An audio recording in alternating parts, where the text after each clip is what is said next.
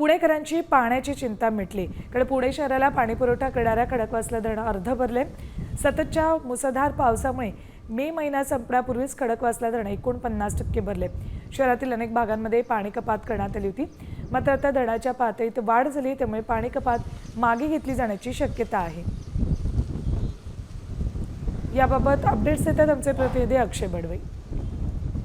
पावसाने विश्रांती घेतली असली तरी गेल्या 2 ते 3 दिवस झालेल्या मुसळधार पावसामुळे खडकवासला धरण आता भरू लागलंय। खडकवासला धरण जवळपास आता 49% म्हणजे पूर्ण क्षमतेपेक्षा अर्ध धरण भरलं आहे। आणि आपण जर पाहिलं तर 2 ते 3 दिवस पुणे शहरात आणि त्याचबरोबर जिल्ह्यामध्ये मुसळधार पाऊस झाला होता आणि याचाच परिणाम धरण पाणलोट क्षेत्रामध्ये पाणी पातळी जी आहे ती देखील वाढताना आपल्याला पाहायला मिळते।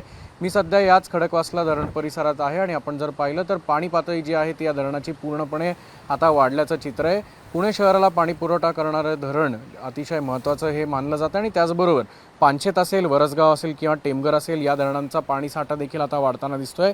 अर्ध धरण भरल्यामुळे पुणेकरांची पाण्याची चिंता मिटली असं म्हणलं तर चुकीचं ठरणार नाही। आता गेल्या मॉन्सून लवकर दाखल झाल्यामुळे मिटली आहे असं म्हणलं तर वावगं ठरणार नाही। कॅमेरामन किरण काजेसह अक्षय बडवे, साम टीव्ही न्यूज, पुणे।